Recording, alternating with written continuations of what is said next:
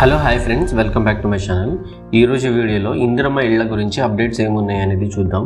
తెలంగాణ ప్రభుత్వం ప్రతిష్టాత్మకంగా చేపట్టిన 6 గ్యారంటీల పథకాల అమలులో ఇప్పటికే మహాలక్ష్మి పథకం కింద మహిళలకు ఆర్టీసీ బస్సుల్లో ఉచిత ప్రయాణం, 500 రూపాయలకే గ్యాస్ సిలిండర్, చేయుత పథకం కింద 10 లక్షల రూపాయల వరకు రాజీవ్ ఆరోగ్యశ్రీ ఉచిత వైద్యం, దీనికి సంబంధించి GOMS నంబర్ 191 కూడా రిలీజ్ చేసింది.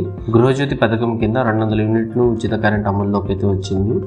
ఇందిరమ్మ ఇళ్ల పథకంకు సంబంధించి గత నెల భద్రాచలంలో ఈ పథకాన్ని ప్రారంభించారు. ఇంటి నిర్మాణానికి 5 లక్షల రూపాయల సాయం చేయాలని ప్రభుత్వం చూస్తుంది. దీనికి సంబంధించి ముఖ్యమంత్రి రేవంత్ రెడ్డి గారు ఇందిరమ్మ ఇళ్ల పథకానికి మార్గదర్శకాలపై సమీక్షా సమావేశం నిర్వహించారు. రాష్ట్రంలో ఇల్లు లేని నిరుపేద అర్హులందరికీ ఈ పథకం వర్తింపజేయాలని ముఖ్యమంత్రి అధికారులకు సూచించారు. అందుకు అనుగుణంగా విధి విధానాలు తయారు చేయాలని చెప్పారు. ప్రజాపాలనను నమోదు చేసుకున్న అర్హులందరికీ ముందుగా ప్రాధాన్యత ఇవ్వాలని అన్నారు. గత ప్రభుత్వం డబుల్ బెడ్రూమ్ ఇళ్ల నిర్మాణంలో చేసిన తప్పులు జరగకుండా అసలైన అర్హులకు లబ్ధి జరిగేలా చూడాలని అధికారులను అప్రమత్తం చేశారు. ముందుగా ఒక్కో నియోజకవర్గానికి 3500 ఇళ్లను మంజూరు చేయాలని సూచనప్రాయంగా నిర్ణయం తీసుకున్నారు.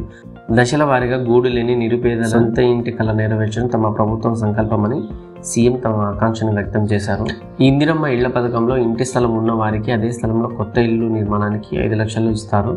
ఇల్లు లేని నిరుపేదలకు ఇంటి స్థలంతో పాటు 5 లక్షలు అందిస్తారు. ఏ దశలలో ఈ నిధులను విడుదల చేయాలి అనే నిబంధనలను సిద్ధం చేయాలని ముఖ్యమంత్రి అధికారులకు సూచించారు.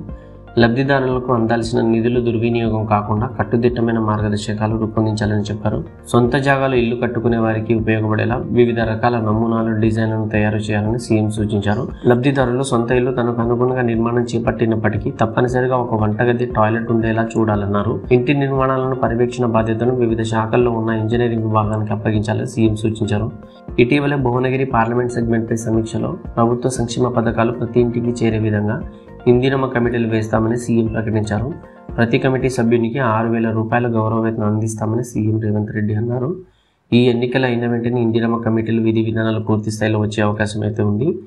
మీకు ఈ ఇన్ఫర్మేషన్ యూజ్ అనుకుంటే తప్పకుండా లైక్ చేయండి. మరిన్ని ఇలాంటి యూస్ఫుల్ ఇన్ఫర్మేషన్ అండ్ అప్డేట్స్ కోసం ప్లీజ్ సబ్స్క్రైబ్ చేయండి. Thank you for watching.